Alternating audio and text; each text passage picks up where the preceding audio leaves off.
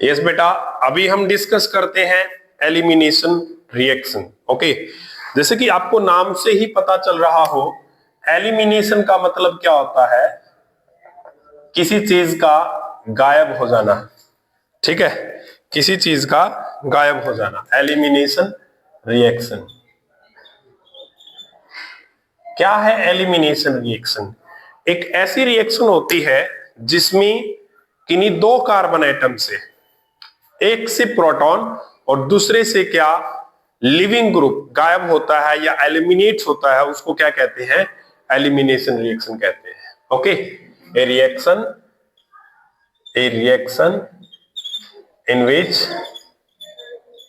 in which two atom or group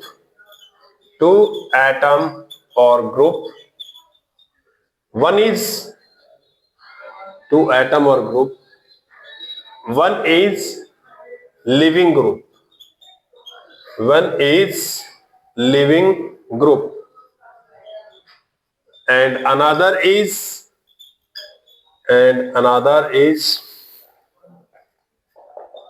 proton and another is proton. Remove from reactant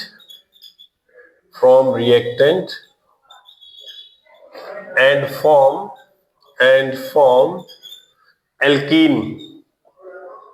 alkene or we can say unsaturated hydrocarbon बनता है इसके अंदर।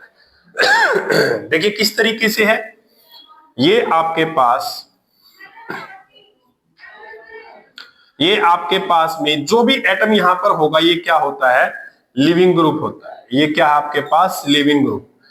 ठीक है, और यहां से जिस पर ये लिविंग ग्रुप जुड़ा हुआ होता है, यहां पर आपको क्या लेना है? यहां पर आपको बेस लेना है।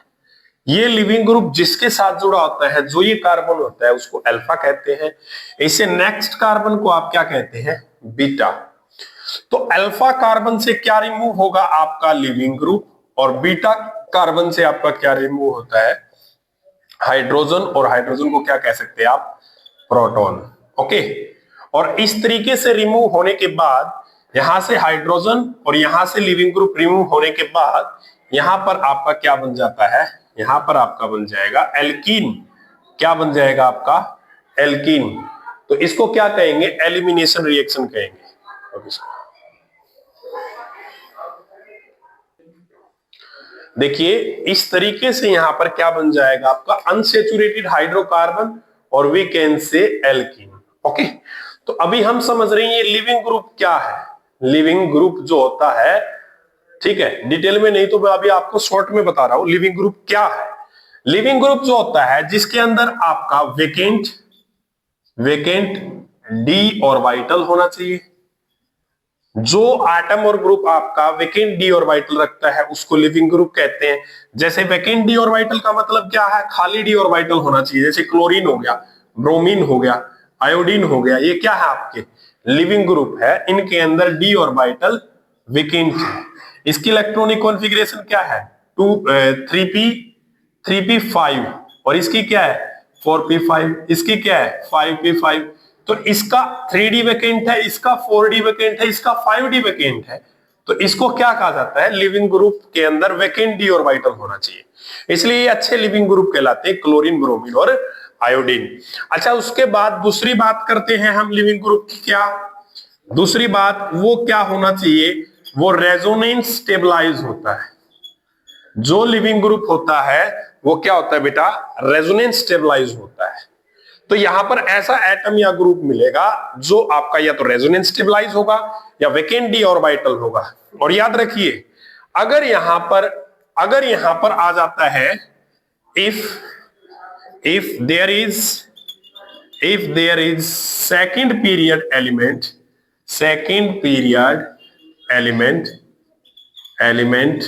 कौन कौन से होते हैं सेकंड पीरियड एलिमेंट? जैसे आपने OH की बात की, जैसे आपने F- की बात की, जैसे आपने NH2- की बात की। अगर आपके पास एलिमेंट इस टाइप के हैं जो आपका सेकंड पीरियड के एलिमेंट है, they can be A living group. Leaving group in acidic medium, in acidic medium, acidic medium में ये लिविंग ग्रुप हो सकते हैं। कैसे हो सकते हैं, देखिए इस बात को समझिए। अगर आपने क्या लिया, आपने OH माइनस लिया, आपने OH माइनस रिमूव हुआ, अगर एसिड में डालोगे तो वो क्या बन जाएगा, H2O बन जाएगा, and H2O is the leaving group. Okay, क्योंकि H2O जो है न्यूट्रल एटम बन गया है और ये लिविंग ग्रुप बन गया, कोई चार्ज नहीं है इसके ऊपर। अगर आपने F माइनस लिया तो उसको H प्लस दोगे तो this one is also a living group. अगर आपने NH2 माइनस दिया और ये क्या बन जाएगा, H प्लस को गेन करके NH3 बन जाएगा, this one is also a living group. यानी सेकंड पीरियड के एलिमेंट को भी हम लिविंग ग्रुप बना सकते हैं। ठीक है, किस तरीके से, एसिडिक मीडियम में। और ये जो लिविंग ग्रुप हम बना रहे हैं, ये चीज आपको कब हेल्प करती है, जब आप 12th क्लास का फर्स्ट चैप्टर पढ़ते हो ऑर्गेनिक का, एल्काइल हैलाइड, एराइल हैलाइड, तो इसमें आपको सबसे ज्यादा इसकी जरूरत पड़ती है। ओके, उसके अलावा आपको एलिमिनेशन में भी जरूरत पड़ती है, लेकिन 12th क्लास में जरूरत पड़ेगी। अभी 11th क्लास में तो एलिमिनेशन आप बिल्कुल सिंपल वाला जो एलिमिनेशन है वो पढ़ने वाले हो। ठीक है, तो आगे देखिए, ये आपका लिविंग ग्रुप का छोटा सा टॉपिक था जो मैंने अभी आपको बताया। अभी हम बात करते हैं किस पे, एलिमिनेशन रिएक्शन पे। अभी हमने समझाया तो यहां पर आपका क्या रिमूव हो गया है, एक तो आपका हाइड्रोजन रिमूव हुआ है और साथ में उसका क्या ग्रुप रिमूव हुआ है, लिविंग ग्रुप रिमूव हुआ है। लिविंग ग्रुप वो होता है जो छोड़कर जाता है। ओके, तो ये आपका एलिमिनेशन रिएक्शन के अंदर होता है। अब बात ये आई कि यहां पर आप बेस किस टाइप के लेते हो, यहां पर आप बेस जो होता है वो किस टाइप के लेते हो। जैसे आपने क्या लिया, एल्कोहलिक KOH बोल दिया, समझ में आया। जैसे आपने क्या कहा, एल्कोहलिक KOH, तो इसका मतलब एक्वस KOH नहीं होता। यानी इसको मैं कहता हूं हमेशा, इसको कहता हूं 2P, इसको हमेशा कहता हूं फैक्टर। क्या होना चाहिए आपके पास, 2P factor. What is the mean by 2P? 2P का मतलब क्या है, 2P का मतलब ये होता है, अभी आपको बताया था, जैसे OH माइनस मिल सकता है, NH2 माइनस मिल सकता है, ठीक है, और RNH माइनस मिल सकता है। ये सारे क्या है आपके, ये 2P के होते हैं। ठीक है, जैसे कि आपको O माइनस R मिल सकता है, तो देखो ऑक्सीजन है यहां, इसका भी आपका सेकंड पीरियड है, नाइट्रोजन का भी सेकंड पीरियड है, नाइट्रोजन का भी सेकंड है, और ऑक्सीजन, नाइट्रोजन और ऑक्सीजन के एलिमेंट आपको ज्यादातर आपको यहां पर मिलेंगे। अब बात करते हैं फैक्टर क्या चीज होती है। ठीक है, अब यहां पर बात करेंगे फैक्टर क्या चीज है। जैसे इसने कहा एल्कोहलिक, यहां पर आप C2H5OH ले लीजिए, ये सोलवेंट होता है फैक्टर। ओके, यहां पर ये जो मैंने बताया ये सोलवेंट है। इसके अलावा आप क्या ले लीजिए, RNH2 ले लीजिए, ये बेस है, फैक्टर है आपका। ठीक है, इसके अलावा आप CH3OH ले लीजिए, ये भी फैक्टर है आपका। ठीक है, आप जो सॉल्वेंट ले रहे हो इसके साथ में, बेस के साथ में, वो क्या है आपका फैक्टर। और ये फैक्टर क्या करता है, ये जो फैक्टर है आपका, जो फैक्टर लिया गया है, इट इंक्रीज बेसिक स्ट्रेंथ। ये किसको बढ़ा देता है, आपका बेसिक स्ट्रेंथ को बढ़ा देगा, एंड रिएक्शन गोज फास्टली। और जो आपकी रिएक्शन जो है वो क्या हो जाएगी, फास्ट हो जाएगी जो रिएक्शन है। ठीक है, तो ये आपके फैक्टर हो गए। और इन फैक्टर में एक चीज और याद रखना, हाई टेम्परेचर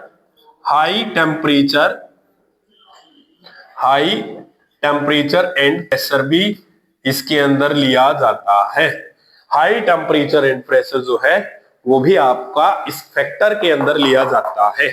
ओके, और दूसरी बात क्या है, फैक्टर के अंदर बल्कि ग्रुप भी लिया जाता है।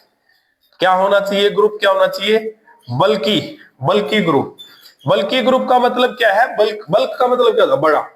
ओके, इस टाइप का जो ग्रुप होता है, अगर आपका ये अकेला आ गया, कभी भी आप रिएक्शन करवा रहे हो, आपने देखा ये अकेला आया है तो ये एलिमिनेशन रिएक्शन देगा। ठीक है, तो ये बल्कि ग्रुप है, ये बड़ा ग्रुप है, एक कार्बन के साथ 3 मिथाइल ग्रुप है, तो ये गुच्छे में है, तो ये बल्कि ग्रुप है। ये बल्कि ग्रुप भी आपका एलिमिनेशन रिएक्शन देगा। ओके, और हाँ, ये तो आपके होंगे ही होंगे। अगर आप ये पूछो कि सर अगर हम इनको ना डालें, सिर्फ इनको डालें, तो फिर क्या होगा, फिर बेटा रिएक्शन आपकी एलिमिनेशन ना जाकर आपकी रिएक्शन सब्स्टिट्यूशन चली जाएगी।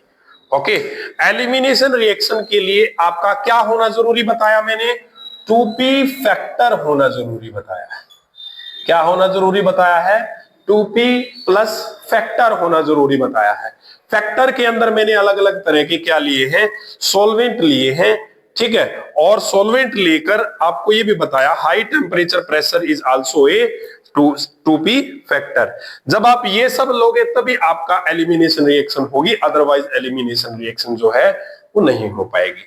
ये बिल्कुल बेस था एलिमिनेशन रिएक्शन का, ठीक है।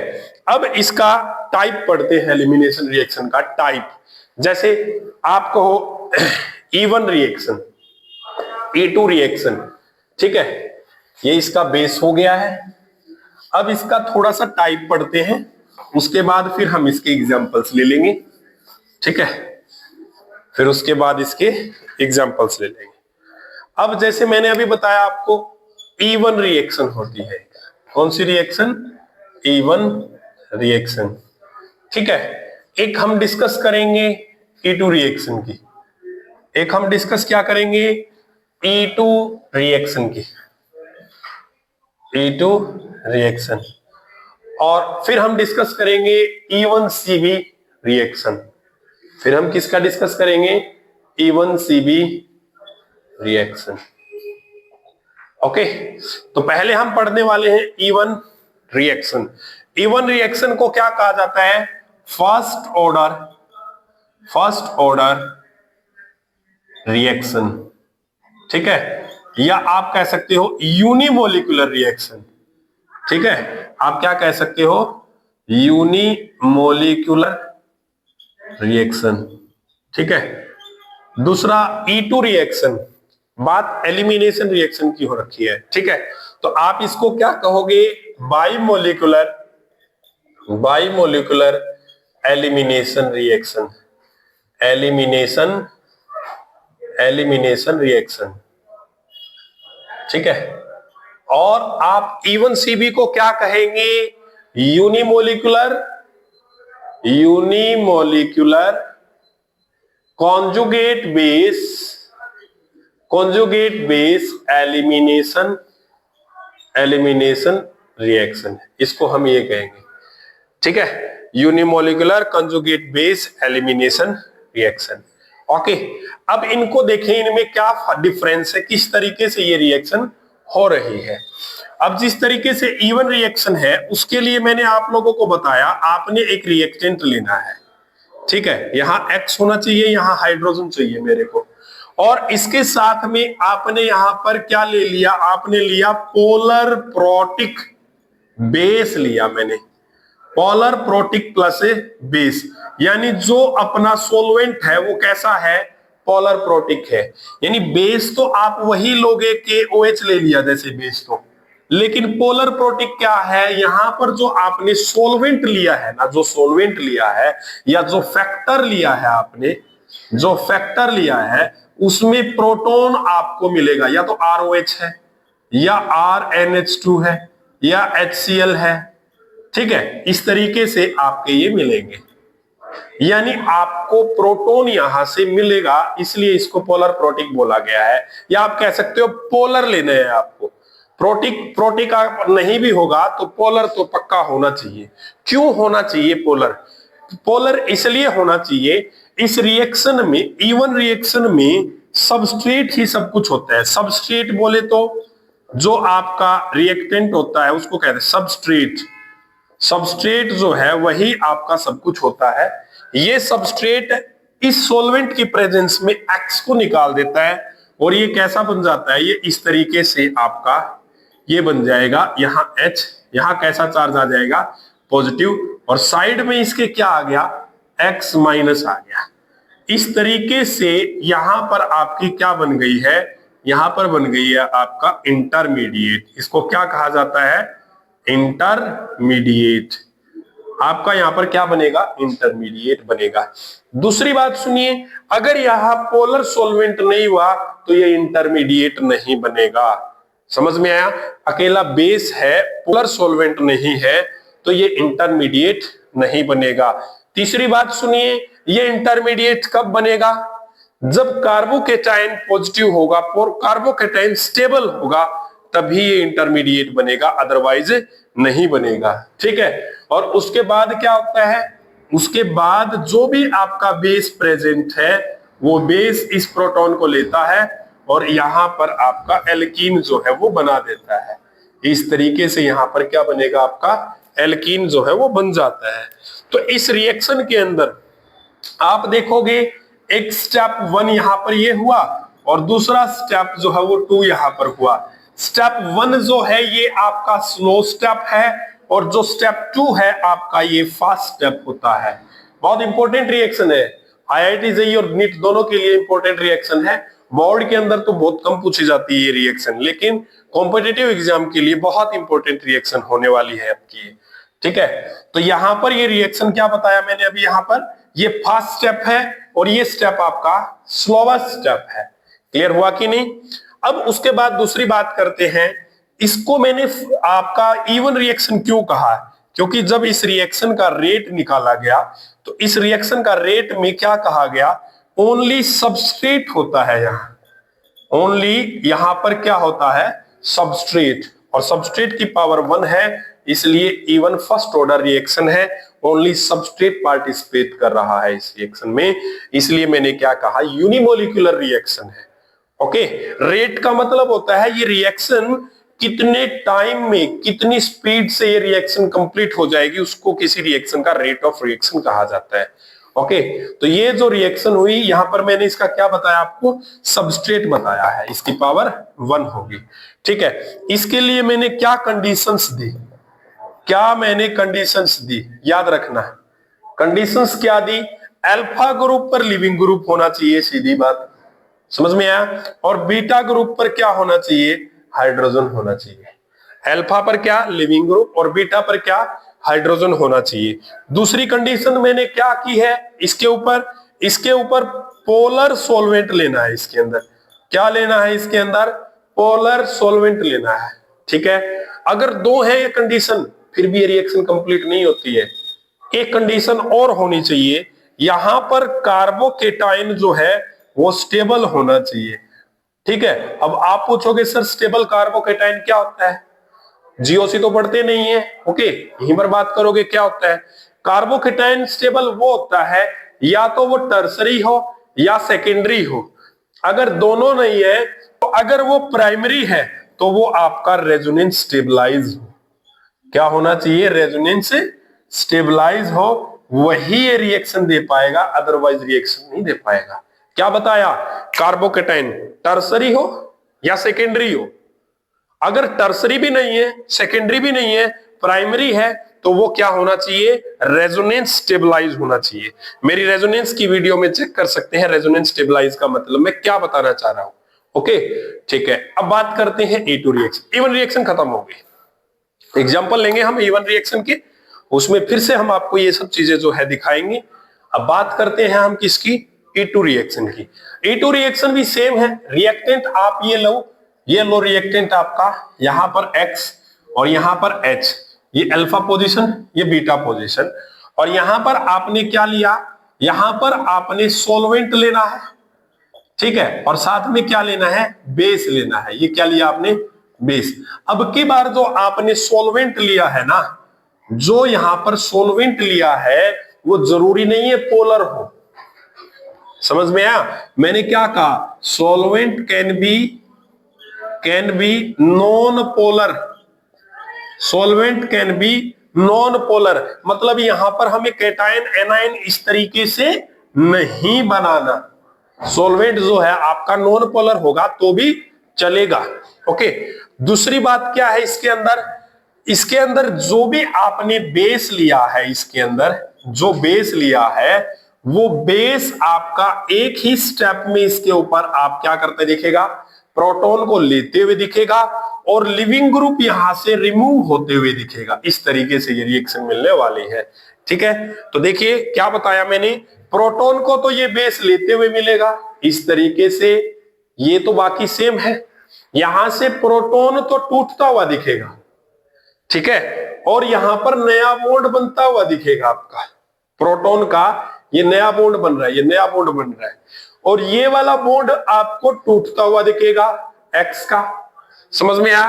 तो अभी मैंने क्या समझाया, this one is being breaking. क्या बोला मैंने? Being breaking. ओके, ये आपका बीइंग ब्रेकिंग, और ये वाला जो बन रहा है आपका, ये क्या है? Being formation. ये क्या हो रहा है? Being formation. मतलब ये आपका बॉन्ड टूट रहा है, ये बन रहा है, और ये आपका टूट रहा है। ठीक है, एक ही स्टेप के अंदर ये काम हो रहा है। ऐसी स्टेज को क्या कहा जाता है? ऐसी स्टेज को कहा जाता है ट्रांजिशन स्टेट। क्या कहा जाता है? ट्रांजिशन स्टेट कहा जाता है। बहुत इंपॉर्टेंट बात है। जो E1 रिएक्शन है उसमें हमने देखने को मिला कि इंटरमीडिएट होता है। E2 रिएक्शन है उसके अंदर हमने देखने को मिला ट्रांजिशन स्टेट होती है। और जो ट्रांजिशन स्टेट होती है वो बहुत शॉर्ट टाइम के लिए होती है, इसलिए डायरेक्ट इसके बाद आपका क्या बन जाता है? प्रोडक्ट बन जाता है, आपका एल्कीन बन जाता है। और जो आपकी E2 रिएक्शन होती है वो एक ही स्टेप में होती है। आप ये मत सोचिए कि मैंने यहां पर कोई स्टेप लिखा है, कोई स्टेप नहीं है। ये तो मैंने ये बताया है, ये स्टेज बनती है थोड़े समय के लिए और डायरेक्ट आपका क्या बन जाता है? प्रोडक्ट बन जाता है। स्टेप 2 तो यहां पर था, ये इसमें रिएक्ट किया था। एक ही स्टेप होता है, और ये स्टेप कैसा स्टेप होता है? स्लो होता है। समझ में आया? तो इस रिएक्शन के अंदर आप लोगों को समझ में आ गया होगा, सबस्ट्रेट लेना है, सॉल्वेंट आपका कैसा भी हो, कार्बोकेटाइन यहां पर नहीं बनता। जब कार्बोकेटाइन आपका स्टेबल नहीं बनेगा, क्या बताया? जब कार्बोकेटाइन स्टेबल नहीं बनेगा तो आपकी E2 रिएक्शन होगी, क्योंकि इवन तो हो नहीं सकती स्टेबल कार्बोकेटाइन के बगैर। जब आपका पोलर प्रोटिक सॉल्वेंट नहीं होगा तो E2 रिएक्शन होगी। ओके, जब आपका ये दोनों स्टेप इस E1 रिएक्शन नहीं होगा तो E2 रिएक्शन होगी। अब कहोगे सर ये E1 CB, ये अलग चीज है, इसको भी बताएंगे, आप समझना इसको भी। ठीक है, तो यहां पर ट्रांजिशन स्टेट क्या होती है? Transition state is the state in which new bond are in the forming stage and जो old one is in being breaking stage. Being breaking मतलब टूटने जा रहा है, बीइंग फॉर्मेशन मतलब बनने जा रहा है। ओके, प्रोसेस चल रही है, वो टूट रहा है, बस टूट गया। ओके, और प्रोसेस चल रही है, वहां नया बन गया। जिस हिसाब से वो टूटने जा रहा है वहां नया बनने जा रहा है। इसको बोला जाता है being formation and being breaking. और ऐसी स्टेज को क्या कहा जाता है? ट्रांजिशन स्टेज कहा जाता है। ठीक है, अब क्वेश्चन तो ये भी बनता है, सर इन दोनों में स्टेबल कौन सी होती है? इंटरमीडिएट स्टेबल होता है या ट्रांजिशन स्टेट स्टेबल होती है? इंटरमीडिएट स्टेबल होता है हमेशा। कौन सा स्टेबल होता है? इंटरमीडिएट, क्योंकि ट्रांजिशन स्टेट जो होती है इसमें हाई एनर्जी लगती है बॉन्ड तोड़ने में, नया बनाने में, और इसके अंदर हो चुका होता है ये काम, बॉन्ड टूट चुका होता है। ओके, नया बनने वाला है, वो तो वाला है ना, तो वो होगी ना। अभी तो यहां तो नहीं बन रहा है इस इंटरमीडिएट में, नहीं, ये तो रुक गया टूट के, टूटने के बाद रुक गया, और ये टूटने के बाद टूट रहा है, जुड़ रहा है, सारा काम एक में हो रहा है, इसलिए इसके कंपैरिजन में इंटरमीडिएट। और एक बात याद रखना, जब आपके 2 स्टेप होते हैं तो वहां एक इंटरमीडिएट होता है। जब आपके 2 स्टेप होते हैं एक इंटरमीडिएट, 3 स्टेप हुए तो 2 इंटरमीडिएट, 4 स्टेप हुए तो 3 इंटरमीडिएट। लेकिन ट्रांजिशन स्टेट के लिए ऐसा कुछ नहीं है कि आपको 2 3 4 5 6 इस तरीके की जरूरत होती है। ओके, तो यहां पर देखा आप लोगों ने किस तरीके से हमने E2 रिएक्शन की है और यहां पर ट्रांजिशन स्टेट बनी है। तो इसके लिए कंडीशंस क्या है, क्या क्या कंडीशंस बताई गई है इसके लिए, जो सेम है। पहले वाली बात कंडीशंस ये है, अल्फा पोजीशन पर लिविंग ग्रुप होना चाहिए, बीटा पोजीशन पर तो हाइड्रोजन होना चाहिए। दूसरी बात, यहां पर 2p फैक्टर होना चाहिए, 2p फैक्टर होना चाहिए। इसको कानो का मतलब नहीं है, इसको कानो मतलब नहीं है कि इसके पास क्या नहीं है फैक्टर, वो क्या बोलते हैं, कार्बोकेटायन है कि नहीं, स्टेबल है कि नहीं, क्या है कि नहीं। ओके, और इसका जो रेट होता है वो रेट आपका डिपेंड करेगा सबस्ट्रेट के ऊपर भी किसके ऊपर? सबस्ट्रेट के ऊपर भी, और दूसरा किसके ऊपर डिपेंड करता है? आपका जो सॉल्वेंट कह दो या आप कह दो बेस के ऊपर। दूसरा इसमें क्या लिखना पड़ेगा आपको? बेस के ऊपर डिपेंड करेगा। एक यहां से 1 + 1 2 हो गया, इसलिए इसको E2 लिखा, इसलिए इसको बाइमोलिकुलर लिखा, क्योंकि यहां रेट के लिए रिस्पॉन्सिबल बाइमोलिकुलर है। ओके, एक बात याद रहे, slow step is rate determining step. जो ये रेट बताया गया है, जो स्पीड बताई गई है, जो रिएक्शन और रिएक्शन का टाइम बताया गया है, वो स्लो स्टेप ही बताता है। Slow step is the rate determining step. Chemical kinetics के अंदर इसके अंदर हम पढ़ेंगे इसको। अब बात करते हैं E1CB रिएक्शन की। किसकी बात करते हैं? E1CB रिएक्शन की। E1CB रिएक्शन में क्या होता है? जो आपने ये लिया हुआ है इस तरीके से, यहां पर या तो OH होगा या F होगा या NH2 होगा, इनमें से कोई भी एक मिलेगा। या तो OH होगा या F होगा या NH2 होगा। मतलब it means these are not living group. ये क्या नहीं है? Not a living group. यहां तो हाइड्रोजन मिलेगा। इसकी पहली ही कंडीशन ने क्या बताया? इसकी पहली कंडीशन ने क्या बताया कि बीटा पोजीशन पर हाइड्रोजन तो है, लेकिन अल्फा पोजीशन पर या तो OH है या F है या क्या है? NH2 है। ओके, जब कभी भी इस टाइप की, अब यहां पर क्या लेना होता है? यहां पर लेना होता है 2p फैक्टर। जैसे आपने क्या लिया? एल्कोहलिक KOH लिया, 2p फैक्टर लिया, और आप क्या करते हैं यहां पर इस रिएक्शन में, यहां इस तरीके से आप OH को रिमूव करते हैं, एल्कीन बनता है। किसको रिमूव करते हैं? OH को रिमूव कर दिया और क्या बन गया? एल्कीन बन गया। यहां या OH रिमूव होगा या F, या तो OH माइनस रिमूव होगा या F माइनस रिमूव होगा या NH2 माइनस रिमूव होगा या RNH माइनस रिमूव होगा। यानी यहां नेगेटिव फॉर्म वाला रिमूव होता है, और इन सभी को क्या कहा जाता है? कॉन्जुगेट। क्या कहा जाता है? कॉन्जुगेट बेस कहा जाता है। इनको क्या कहा जाता है? Conjugate base. ऐसी रिएक्शन जिसके अंदर कॉन्जुगेट बेस की फॉर्म में सेकंड पीरियड के एलिमेंट्स रिमूव होते हैं, उसको हम E1CB रिएक्शन कहते हैं। उसको हम क्या कहते हैं? E1CB रिएक्शन कहते हैं। इसमें कोई मैटर नहीं करता कि वो फर्स्ट ऑर्डर की है या सेकंड ऑर्डर की है या क्या है। E1CB रिएक्शन कैसी भी हो सकती है, लेकिन याद रखना E1CB रिएक्शन में यहां पर कोई लिविंग ग्रुप ना होकर इस तरीके से आपका कॉन्जुगेट बेस आपको मिलेगा, और कॉन्जुगेट बेस के नाम पर मैंने यहां क्या लिखा है? CB लिखा हुआ है। ठीक है, तो ये आपकी होगी E1CB रिएक्शन। ओके, उम्मीद करता हूं आपको ये सारा समझ में आया होगा। ओके, ना भी आया है तो आप एक बार इसको लिखो, थोड़ा सा दोबारा से इस चीज को समझो कि किस तरीके से क्या बताया है, आपको समझ में आएगा। ठीक है, मेरा मानना यह है आपको 100% समझ में आएगा। इस रिएक्शन की आप कंडीशंस लिखिए, इस रिएक्शन का आप ये कंडीशन लिखिए, इसमें ये चीजों को समझिए, तो आपको समझ में आएगा।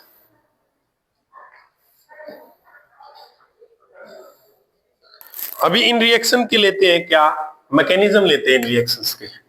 ठीक है, जैसे आपके पास में रिएक्शन है, ये आपके पास रिएक्शन है,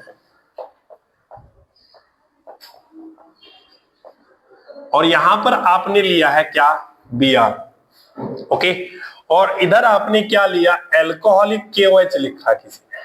ठीक है, ये रिएक्शन लिया हमने। दूसरा रिएक्शन हमने क्या लिया? पहले एक समझो, दूसरा लिख लेंगे। ठीक है, इसमें क्या होगा? इसमें आप ये देखिए, एल्कोहलिक 2p फैक्टर है, सॉरी इधर आपका 2p आएगा, ये आपका 2p है, और इधर क्या है? ये फैक्टर 2p फैक्टर है। अब इसमें एल्कोहलिक KOH, और इसमें क्या चीज होती है? ये है आपका एल्कोहल, मान लो C2H5OH, और ये है OH माइनस। ये OH माइनस KOH वाला ये क्या करेगा? H को लेगा, तो यहां बना C2H5O माइनस K प्लस, और साथ में क्या बना? H2O। ये इसके अंदर तो ये चीज बनेगी। ओके, अब ये रिएक्शन देखो, ये कार्बोकेटाइन कैसा है? यहां पर ये कार्बोकेटाइन कैसा है? तो इसका कार्बोकेटाइन जो है वो स्टेबल बन रहा है। तुम्हें दिख रहा है कि नहीं है मुझे नहीं पता, मुझे तो दिख रहा है कि ये स्टेबल है। किस तरीके से स्टेबल है? तो आप कहोगे सर इसमें तो ये बन गया CH3H, यहां C, यहां H और यहां CH3, ये कार्बोकेटाइन बना सर इसमें तो। और ये कार्बोकेटाइन तो आपका क्या है? सेकेंडरी है। जब ये सेकेंडरी बने या प्राइमरी बने तो वहां पर एक चीज सोचा करो, क्या यहां पर ये टर्सरी बन सकता है? ये हाइड्रोजन को अगर यहां पर शिफ्ट कर दोगे, इसको कहा जाता है हाइड्राइड शिफ्ट। सिर्फ एडजेसेंट कार्बन का ही होता है ये। और ये कब होता है? जब सेकेंडरी से टर्सरी बन रहा हो, प्राइमरी से टर्सरी बन रहा हो, तब होता है। कब होता है? जब सेकेंडरी से क्या बन रहा हो? टर्सरी, या प्राइमरी से क्या बन रहा हो? टर्सरी। मतलब लेस स्टेबल से मोर स्टेबल बन रहा हो। कहां पर? At adjacent carbon, at adjacent carbon. Okay, ये हमेशा एडजेसेंट कार्बन पर बनता है। इसका एडजेसेंट कौन है? ये। ठीक है, तो या इसका एडजेसेंट कौन है? ये। अगर ये वाला हाइड्रोजन इधर लेकर आया तो आप बताइए यहां पर क्या बन गया? इससे आगे की बात कर रहा हूं मैं, इन दोनों के बीच में ऐसा रो आएगा। ठीक है, तो ये बनेगा ऐसा CH3C, यहां CH3, यहां C, यहां CH3 और यहां पर H, और ये H कहां आ गया? यहां आ गया। और यहां पर क्या बन गया? कार्बोकेटाइन बन गया। इस तरीके से। तो ये कैसा कार्बोकेटाइन है? टर्सरी। टर्सरी कार्बोकेटाइन है तो कैसा है? ये स्टेबल है। स्टेबल है तो इसका मतलब ये ट्रांजिशन स्टेट स्टेबल है। कैसी है ट्रांजिशन स्टेट? स्टेबल। ये आपको मन में यहीं पर सोचना है।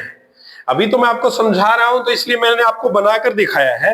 तो यहां पर आपको सोचना है कि ये सेकेंडरी बनेगा या टर्सरी बनेगा, स्टेबल है कि नहीं।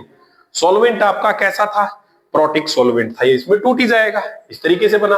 और अभी आपको पता है जो आपका बेस गिवन है, ये इस हाइड्रोजन को लेगा, यहां डबल बॉन्ड बनाएगा।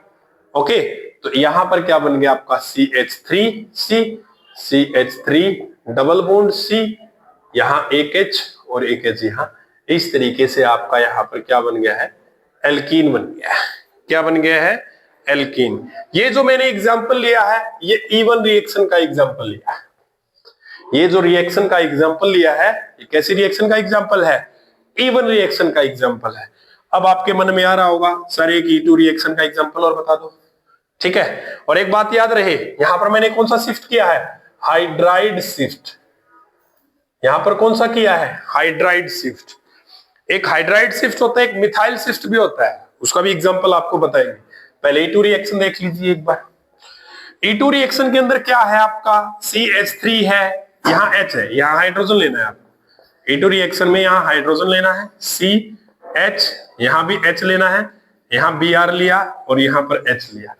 और आपने सेम क्या किया? एल्कोहलिक KOH के अंदर रिएक्शन करवाया। ये स्टेप सेम होगा इस रिएक्शन का। तो यहां पर आपको पता है C2H5O- K बन जाएगा, K प्लस और H2O बन जाएगा, इससे निकल कर आता है। ठीक है, तो यहां पर आप एक बात बताइए, जो कार्बोकेटाइन बनेगा, आप सोचो ये जो कार्बोकेटाइन बनेगा ये तो प्राइमरी है ना, ये रेजोनेंस स्टेबल है। समझ में आया? इस रिएक्शन के अंदर जो भी कार्बोकेटाइन बनेगा वो प्राइमरी है and not resonance stabilize. Resonance stabilize primary है और रेजोनेंस स्टेबलाइज है ही नहीं, इसलिए क्या चीज बनेगी? इसलिए यहां पर SN1 नहीं जाएगा। ओके, तो इसलिए SN1 रिएक्शन ना होकर या SN1 नहीं होगी, इट वॉज SN2 मैकेनिज्म। कौन सा मैकेनिज्म जाएगा? SN2। और SN2 रिएक्शन के अंदर मैंने अभी आप लोगों को समझाया था कि SN2 रिएक्शन के अंदर ये बॉन्ड ब्रेक होने जा रहा होता है। ठीक है, और यहां पर एक नया बॉन्ड क्या होता है? फॉर्मेशन हो रही होती है, CH, और ये बॉन्ड आपका ब्रेक होने जा रहा होता है।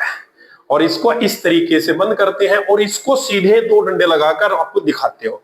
इसको आप इस तरीके से क्लोज ब्रैकेट के अंदर दिखाते हैं। ओके, तो यहां क्या बना है? ये ट्रांजिशन स्टेट बन गई है। और इससे आगे इसका क्या बन जाएगा? प्रोडक्ट बन जाएगा, CH बना, यहां पर H, यहां डबल बॉन्ड CH और H प्लस में क्या निकल कर आया? HBr निकल कर आया। ये आपका E2 रिएक्शन का मैकेनिज्म है। Okay, alpha position, beta position, इसमें भी अल्फा, बीटा है, सारी चीजें सेम है। ओके, बस यहां पर कार्बोकेटाइन स्टेबल नहीं बन रहा है, इसलिए ये इस तरीके से है। अब फिर मैं एक इवन रिएक्शन का मैकेनिज्म ले रहा हूं। फिर से हम क्या ले रहे हैं, इवन रिएक्शन का मैकेनिज्म ले रहे हैं। ये लिया हमने, ठीक है, यहां H लिया, यहां CH3 लिया, सेम ऊपर वाले की तरह है, I ले लिया अब की बार। ओके, मैंने बताया था अच्छे लिविंग ग्रुप होते हैं। ध्यान रहे, अगर आप ऑर्डर ऑफ लिविंग ग्रुप की बात करोगे, ऑर्डर ऑफ लिविंग ग्रुप कहो या एलिमिनेशन की बात करो, तो I माइनस का सबसे ज्यादा होगा, फिर उसके बाद Br माइनस, फिर उसके बाद कौन सा है, Cl minus. Order of leaving group भी यही है। या एलिमिनेशन प्रोडक्ट का जो भी बनेगा, I माइनस सबसे जल्दी देगा, फिर Br माइनस, फिर Cl माइनस देगा। ये याद रखना है आप लोगों को, ठीक है। तो यहां पर I दिया, ये रिएक्शन उससे फास्ट है। ओके, उससे फास्ट होगी और अच्छे से होगी। कैसे, इसमें आयोडीन है लिविंग ग्रुप, और इसमें लिविंग ग्रुप कौन है, ब्रोमीन था। इसमें ब्रोमीन है, इसमें आयोडीन है, तो विच one is the best leaving group, iodine is the best leaving group. अभी आप क्या करोगे, इसके अंदर अब की बार आप क्या डालो, अब की बार इस तरीके से लिख लो, CH3OH और ऐसे लिखकर NaOH, ये लिखा। तो इसमें देखो क्या किया मैंने, ये तो आपका 2p बनेगा, OH माइनस बनेगा, और देखो इसमें और इसमें कुछ फर्क नहीं है, मेटल का फर्क है, एक में पोटेशियम है तो एक में सोडियम है, बस कोई फर्क नहीं है। और यहां पर क्या बनेगा आपका, ये CH3OH है, तो आपको पता है इन दोनों को जिस तरीके से ये रिएक्ट करवाया है, तो CH3O माइनस बना, प्लस में H और OH ये निकाल कर ले गया, H2O बना, और माइनस के पास क्या लिख देना है, Na प्लस बना। अब ये माइनस वाला बन गया। लेकिन सॉल्वेंट कैसा है, सॉल्वेंट पोलर है आपका, इसलिए कार्बोकेटाइन तो बनेगा, और ये कार्बोकेटाइन चेक करने हैं अपने को, देख लीजिए ये कार्बोकेटाइन बनेगा आपका। अब वही वाली बात फिर आ गई इस कार्बोकेटाइन में, ये कार्बोकेटाइन तो सर सेकेंडरी है, और इसके एडजेसेंट वाले का अगर मिथाइल हमें मिल जाता है तो टर्सरी बनेगा। तो इसलिए ये वाला क्या किया, यहां पर मूव कर लो, यहां पर मूव करेंगे तो ये कैसा बन गया, CH3C, CH3 यहां पॉजिटिव आ गया, और यहां C, यहां H, यहां CH3, यहां CH3, अब सेकेंडरी नहीं रहा, अब ये क्या बन गया, टर्सरी बन गया। क्या बन गया है, अब टर्सरी बन गया है। और साथ में क्या है आपका, साथ में आपका क्या है, I माइनस है। अब नेक्स्ट जो आगे जो रिएक्शन कर रहे हैं उसमें क्या होगा, जो आपका बेस है यानी जो आपका OH माइनस है वो क्या करेगा, इस हाइड्रोजन OH माइनस नहीं, CH3O माइनस, क्या है यहां पर बेस आपका, CH3O माइनस, ये रहा। ये बेस क्या करेगा आपका, ये बेस आपका इस H को लेगा और यहां पर डबल बॉन्ड बना देता है, तो ये बन गया CH3C, CH3, यहां डबल बॉन्ड, यहां C, और यहां पर CH3 और यहां पर CH3। इस रिएक्शन को देखकर तो तुम यही कह देते सर एलिमिनेशन होगी ही नहीं, है ना, यही कहते हैं एलिमिनेशन तो होगी ही नहीं, क्योंकि सर अल्फा पोजीशन पर तो ये, या बीटा पोजीशन पर हाइड्रोजन ही नहीं है ना, यही चीज कहते हैं बीटा पर हाइड्रोजन नहीं है।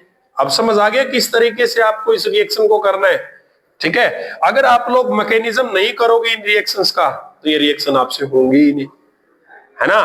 तो आपका बोर्ड्स में तो काम चल जाएगा, लेकिन आप नीट और जेईई के क्वेश्चन सॉल्व नहीं कर पाओगे। यही प्रॉब्लम होती है नीट और जेईई के क्वेश्चन सॉल्व ना होने की, कि आपको उसके अंदर जो कोर कंसेप्ट है, जो मेन कंसेप्ट है, उसका आप लोगों को पता नहीं होता। ओके, अभी हम पढ़ने जा रहे हैं नेक्स्ट आपका E1CB रिएक्शन का एग्जाम्पल, ठीक है। उसके बाद फिर हम अपनी क्लास ओवर करते हैं, अगली क्लास देखेंगे। एलिमिनेशन रिएक्शन में हम इतना ही पढ़ने वाले हैं। एग्जाम्पल तो आप चाहे कितना ही ले लो, मेन कंसेप्ट आप लोगों को मैंने सिखा दिया, कंसेप्ट आप लोगों के साथ डिस्कस कर चुका हूं मैं। स्टेबल कार्बोकेटाइन नहीं बनेगा तो आपका E2 रिएक्शन आएगी, ओके। और अगर स्टेबल कार्बोकेटाइन बनेगा, पोलर प्रोटिक भी गिवन है, तो आपकी रिएक्शन कौन सी जाएगी, कार्बोकेटाइन स्टेबल नहीं है तो SN2E2 जाएगी, ओके। अब बात करते हैं E1CB रिएक्शन की।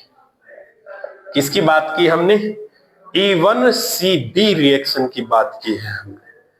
ओके, अब की बार आपको क्या लेना है, मैंने अभी आपको एक बात समझाई थी, E1CB रिएक्शन यूनिमोलिकुलर भी हो सकती है, बाइमोलिकुलर भी हो सकती है।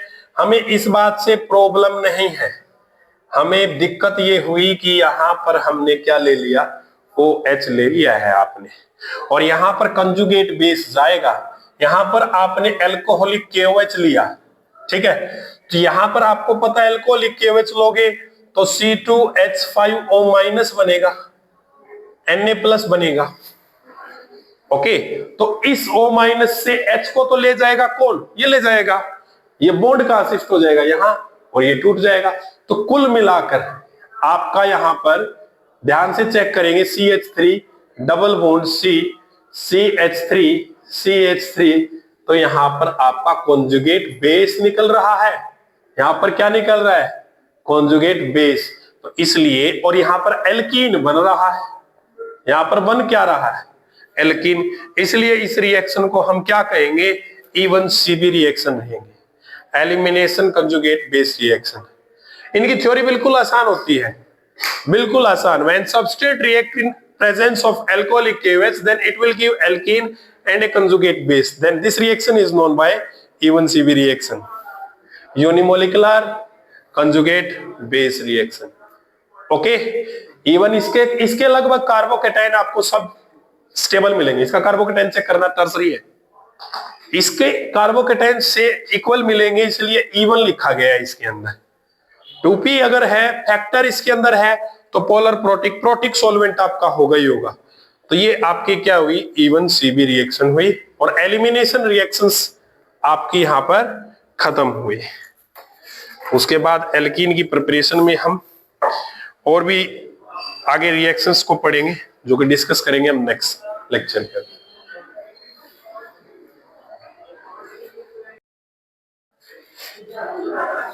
देखिए भाई, हम डिस्कस करते हैं एलिमिनेशन रिएक्शन के अंदर क्या देखा हमने, E1 क्या रिएक्शन है, E2 क्या है, E1CB क्या रिएक्शन है। अभी हम डिस्कस कर रहे हैं, इसके अंदर दो टाइप के प्रोडक्ट बनते हैं। ओके, एक मोर substituted product, it means more hyper conjugated product, और एक लेस हाइपर कंजुगेटेड प्रोडक्ट है। एक को सेटजेप प्रोडक्ट कहते हैं या जेटी प्रोडक्ट कहते हैं, और दूसरे को क्या कहते हैं, होफमान प्रोडक्ट कहते हैं। ओके, जैसे मान लीजिए आपने क्या लिया, आपने ये रिएक्टेंट लिया, आपने रिएक्टेंट लिया, ये यहां मैंने क्या लिखा था आपका, Br लिखा मान लीजिए, और यहां CH3 ये लिखा हुआ है। आपको पता है अल्फा बीटा और बीटा इधर है, दो तरीके से बन रहा है, और मैंने आपको बताया था यहां आप एल्कोहलिक KOH लेते हैं, एल्कोहलिक KOH लेने के बाद ये जो रिएक्शन आपकी जाती है, ये कौन से पाथ से जाएगी, E1 पाथ से रिएक्शन जाएगी। आपके अकॉर्डिंग कार्बोकेटाइन यहां बनेगा CH3, और यहां Br आएगा, और मैं कहना चाह रहा हूं कार्बोकेटाइन यहां बनेगा तो यहां से मिथाइल शिफ्ट होगा, और मिथाइल शिफ्ट होकर आप ये लिख सकते हैं कि इसका अनदर कार्बोकेटाइन जो बनेगा वो ये बनेगा, CH3 CH CH3 CH3, यहां बनेगा कार्बोकेटाइन। ठीक है, अब आप एक चीज देखेंगे, ये आपका टर्सरी है, और यहां पर आपका क्या बन रहा था, सेकेंडरी बन रहा था। ये आपका क्या बन रहा है, टर्सरी बन रहा है, और ये आपका क्या बन रहा है, सेकेंडरी बन रहा है।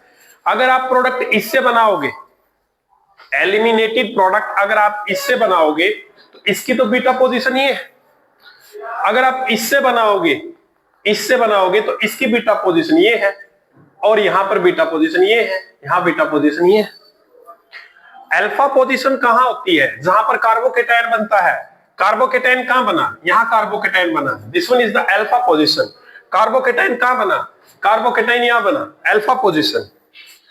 उसके अदर जो इसके एडजेसेंट कार्बन के ऊपर है वो कौन सी पोजीशन है, बीटा पोजीशन है। तो देखा आपने इसमें बीटा पोजीशन कौन कौन सी बन रही है।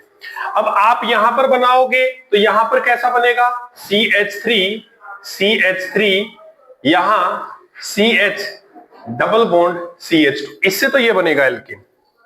ओके, इससे बनाओगे एक एल्कीन तो इधर से बनेगा ये CH2 double bond C, CH3 CH3 CH3, और एक इस बीटा पोजीशन से बनेगा, ये और ये तो सेम है ना दोनों, ठीक है। एक इस बीटा पोजीशन से बनेगा तो वो बनेगा CH3 C CH3 double bond C CH3 CH3, ये है। अब आप देखोगे ये जो प्रोडक्ट है, इस प्रोडक्ट की हाइपर कंजुगेशन 0 है। क्या हाइपर कंजुगेशन है? 0, क्योंकि ये sp2 है और ये sp3 है, इसका कोई भी हाइड्रोजन नहीं है इसके पास। और हम देखते हैं sp3 कार्बन का हाइड्रोजन, यहां कोई हाइड्रोजन ही नहीं है, तो इसकी 0 हाइपर कंजुगेशन है। और आप इसकी बात करते हो, अगर इसमें चेक करोगे तो ये sp2 है और ये भी क्या है sp2, इसके बगल में sp3 कितने हैं? sp3 हाइड्रोजन 3 3 6 और 3 9 और 3 12, इसकी हाइपर कंजुगेशन कितनी है? 12 हाइपर है। ओके, अब इसकी बात करते हैं, इसमें कितना है sp2? ये है sp2 और ये है sp2, sp3 3 और 1 4, और इसकी हाइपर कितनी बनी? 4। अब क्वेश्चन ये पूछा जाता है मेजर प्रोडक्ट कौन सा है, या क्वेश्चन ये पूछा जाता है which of the following is Zaitsev product. Okay, तो आप देखोगे जो लेस सब्स्टिट्यूटेड है ये तो बनेगा आपका जेटिव प्रोडक्ट। ओके, और आपका पूछोगे सॉरी, जो मोर हाइपर कंजुगेटेड होता है वो जेटिव होता है, मोर हाइपर कंजुगेशन इसकी है, तो ये तो बना आपका जेटिव प्रोडक्ट। और जो लेस हाइपर कंजुगेशन वाला प्रोडक्ट होता है, जैसे ये लेस हाइपर कंजुगेशन वाला है, तो ये बना आपका हॉफमान प्रोडक्ट। ओके, तो मैंने यहां पर क्या बताया है आपको, आपका जो ये क्वेश्चन है ये IIT और नीट दोनों में पूछा जा चुका है। ये क्वेश्चन जो एग्जांपल लिया है मैंने, दोनों में पूछा जा चुका है, ठीक है। जिसके अंदर आप एल्कोहलिक KOH लेते हो, क्वेश्चन क्या पूछा गया है, या तो पूछा गया है ये किस पाथ से रिएक्शन जाती है, which one is the path of this reaction. Okay, या क्वेश्चन ये पूछा गया है which product is the Hofmann product in these products. आप 1 2 3 ऑप्शन तो यहीं पर लिखे, एक और बना देगा कोई भी, ठीक है। तो हॉफमैन प्रोडक्ट आपको बताना है कौन सा है। दूसरा आपसे जेटिव प्रोडक्ट पूछ सकता है कि जेटिव प्रोडक्ट कौन सा, या साइड जेब वो बोलते हैं इसको साइड जेब प्रोडक्ट भी बोलते हैं।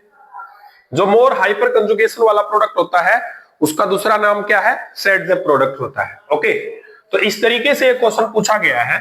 तो मैंने यहां पर क्या बताया आपको, हॉफमान में क्या बताया है, हॉफमान में क्या बताया है, लेस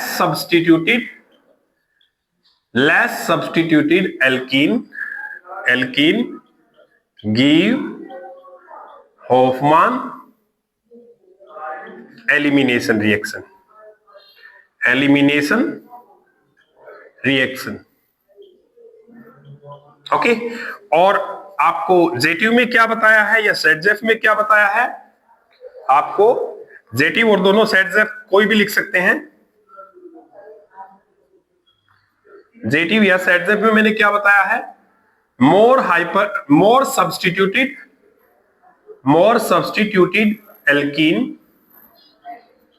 एल्कीन गिव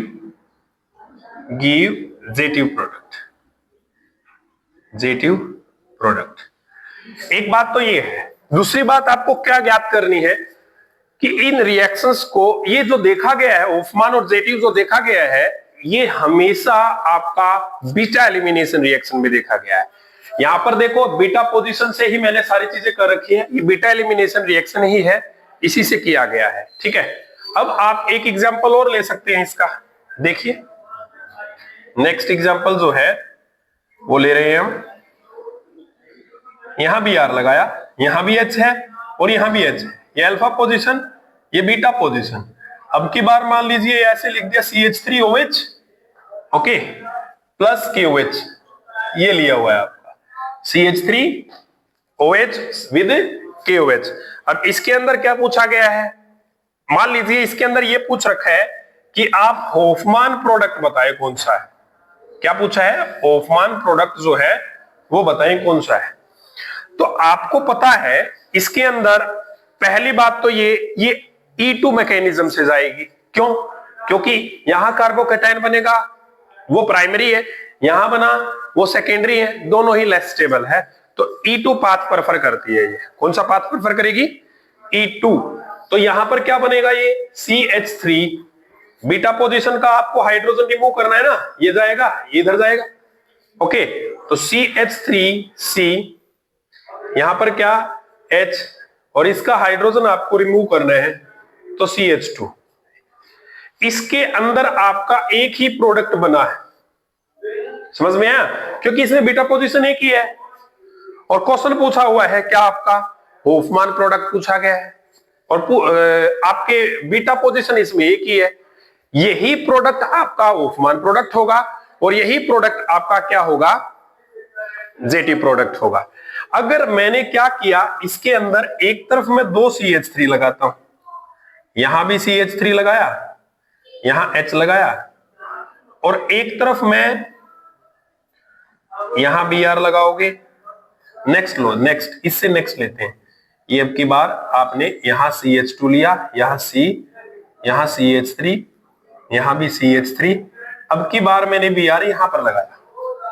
ओके, तो ये आपकी अल्फा पोजीशन, ये अल्फा पोजीशन क्या हुआ? अच्छा अच्छा, ऊपर बना लो।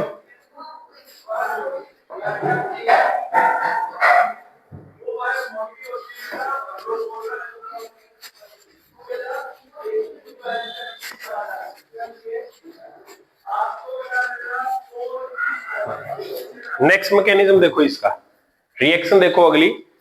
आपने क्या लिया?